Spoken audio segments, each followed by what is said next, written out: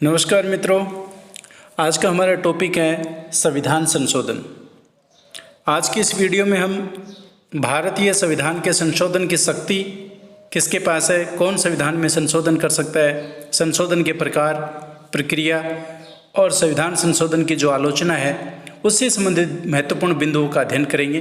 परीक्षा उपयोगी महत्वपूर्ण बिंदु है। परीक्षाओं में अनेक बार संविधान संशोधन से संबंधित प्रश्न पूछे जाते हैं। आपने अभी तक चैनल को सब्सक्राइब नहीं किया है तो आप चैनल को सब्सक्राइब कर लीजिए, वीडियो को लाइक और शेयर कर दीजिए, बेल आइकन को प्रेस कर दीजिए ताकि नए वीडियो का नोटिफिकेशन आपको मिलता रहे। तो हम शुरुआत करते हैं कि संविधान में संशोधन क्यों। देखिए, परिस्थितिगत बदलाव, सामाजिक परिवर्तनों और कई बार राजनीतिक कारणों से विभिन्न राष्ट्रों ने अपने संविधान दोबारा तैयार किए और जब हमारे संविधान सभा संविधान का निर्माण कर रही थी तो उनके दिमाग में, जहन में ये बात थी।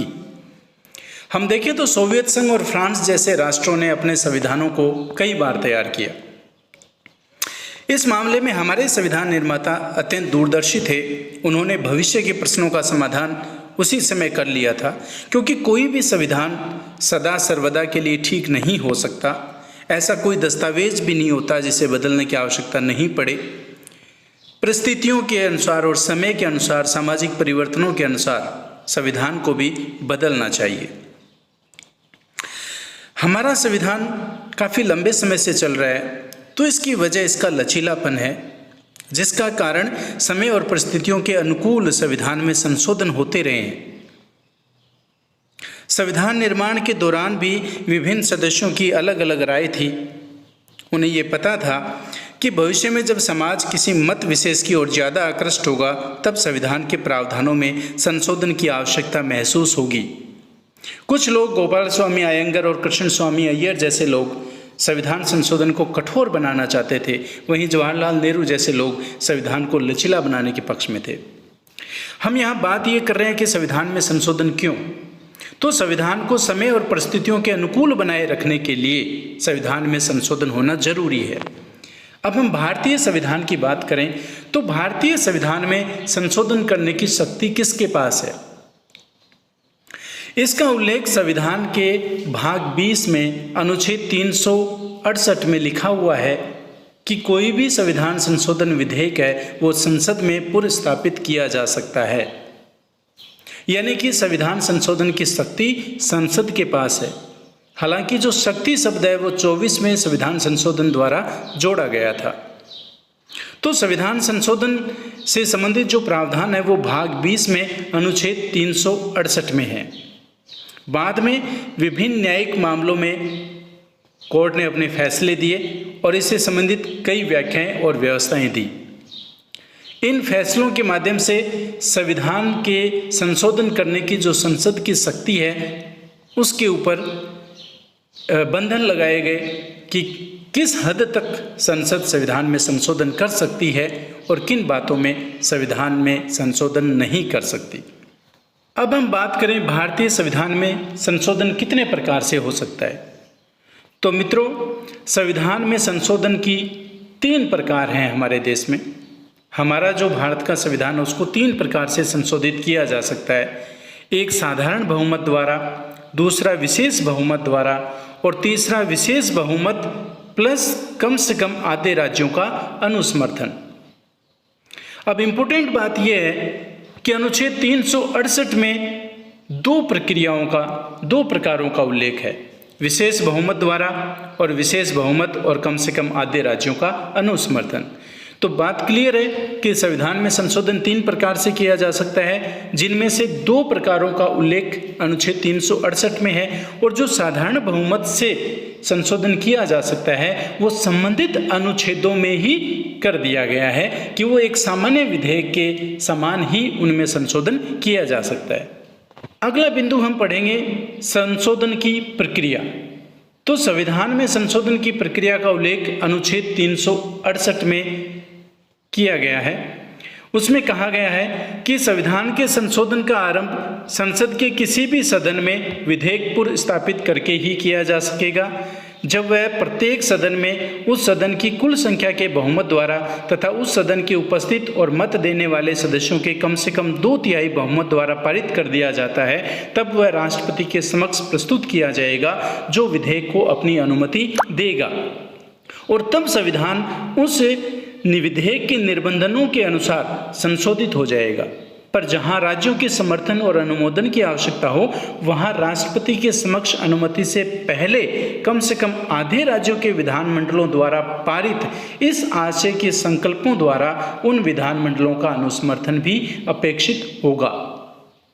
यानी राज्यों के विधानमंडलों को भी भेजा जाएगा और भारत में जितने राज्य उस समय होंगे, जितने राज्यों में केंद्र शासित प्रदेशों में विधानमंडल होंगे, विधायिका होगी, उनके कम से कम आधों का समर्थन इसको चाहिए।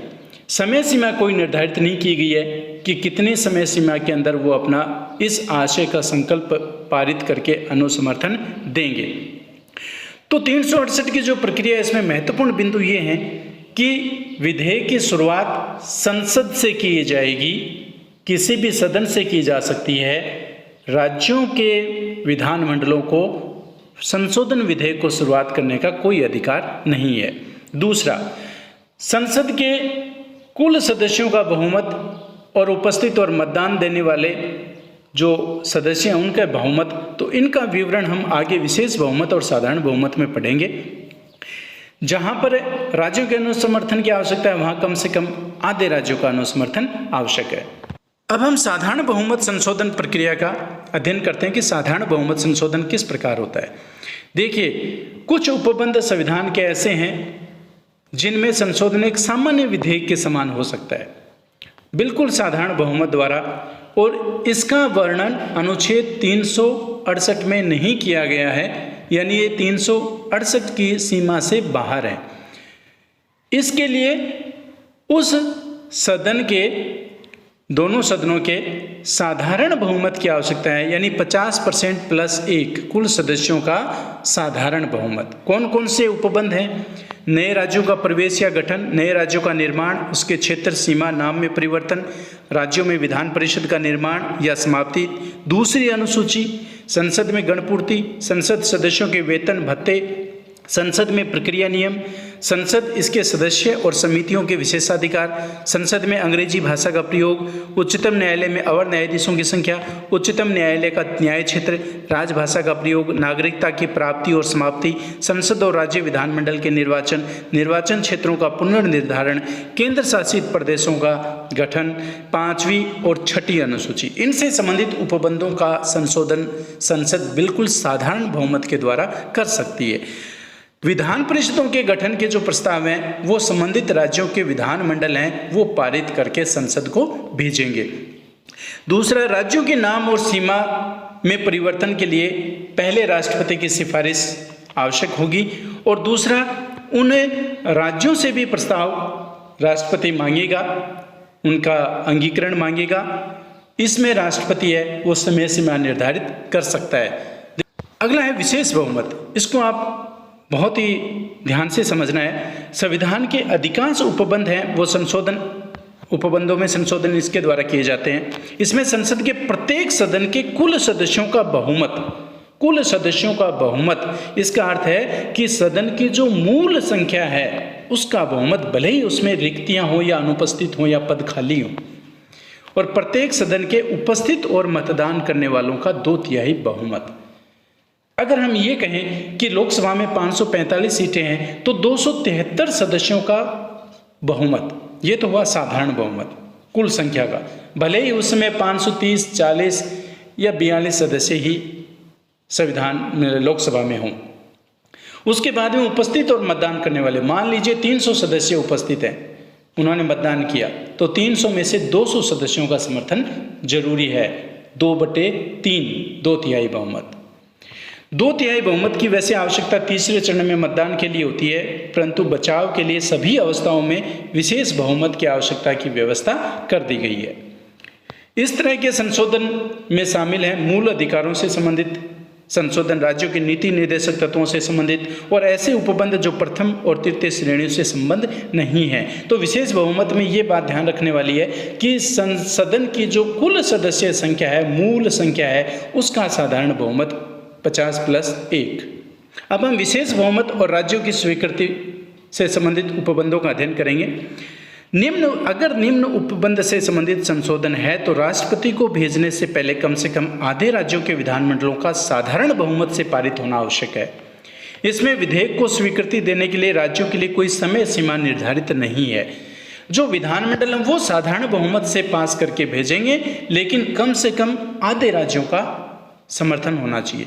कौन कौन से उपबंध है? राष्ट्रपति का निर्वाचन और प्रक्रिया, केंद्र और राज्य की कार्यकारिणी की शक्तियों का विस्तार, उच्चतम और उच्च न्यायालयों से संबंधित, केंद्र और राज्यों के बीच विधायी शक्तियों का विभाजन, 7वीं अनुसूची से संबंधित और संसद में राज्यों का प्रतिनिधित्व, राज्यसभा में अनुसूची 4, अनुच्छेद 368 और इनसे संबंधित जो अनुच्छेद हैं वो हैं 54, 55, 73, 162, 241 और 279 के। अगर इनसे संबंधित कोई संशोधन संसद में होता है तो उसके लिए विशेष बहुमत के साथ साथ कम से कम आधे राज्यों के विधानमंडल की स्वीकृति भी आवश्यक है।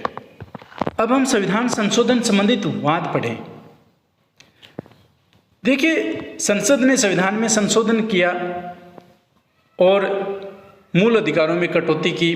प्रथम अनुसूची जो जोड़ी गई थी प्रथम संविधान संशोधन के द्वारा, वहीं पर प्रथम वाद आया शंकरी प्रसाद वाद 1951, फिर चंपागन दोराइजन वाद, सज्जन सिंह बनाम राजस्थान वाद। इन सभी वादों में न्यायालय ने कहा कि संसद है वो संविधान के किसी भी भाग में संशोधन कर सकती है, मूल अधिकारों में भी कटौती कर सकती है, संशोधन कर सकती है, परिवर्तन कर सकती है, उसे पूर्ण अधिकार है।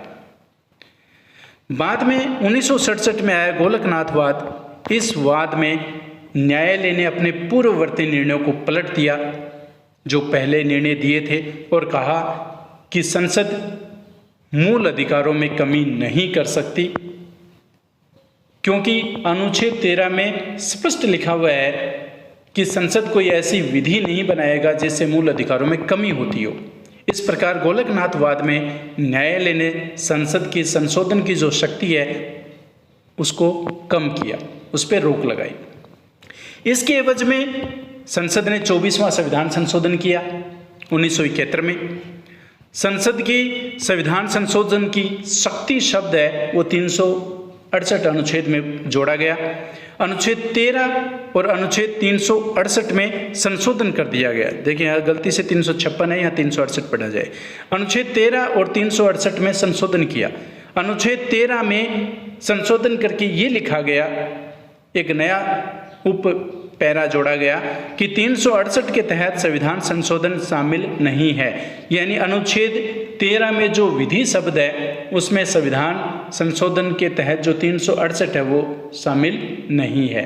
यानी संसद ऐसी विधि बना सकती है जिसमें मूल अधिकारों में कटौती की जाए। इस विधि में 368 की प्रक्रिया शामिल नहीं है। वही गोलकनाथवाद में ये कहा था कि इस विधि में संविधान संशोधन भी शामिल है। राष्ट्रपति का जो वीटो पावर था वो खत्म कर दिया गया। यानी जब विधेयक राष्ट्रपति के पास समक्ष प्रस्तुत किया जाएगा तो राष्ट्रपति उस पर विचार नहीं करेगा, उसके पास वीटो पावर खत्म कर दिया गया और ये लिखा गया कि राष्ट्रपति अनुमति देगा ही देगा। तो राष्ट्रपति अनुमति देगा, ऐसे शब्द जोड़ दिए गए। उसके बाद में केशवानंद भारतीवाद आया। केशवानंद भारतीवाद में 1973 में सुप्रीम कोर्ट ने कहा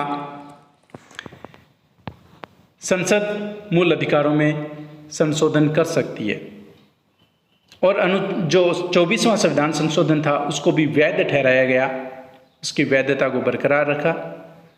और लेकिन यहाँ पे मूल ढांचे का सिद्धांत प्रतिपादित किया गया, आधारभूत ढांचे का सिद्धांत, जिसमें ये कहा गया कि संसद संविधान में संशोधन तो कर सकती है लेकिन ऐसा कोई संशोधन नहीं कर सकती जिससे मूल ढांचे को क्षति पहुंचती हो।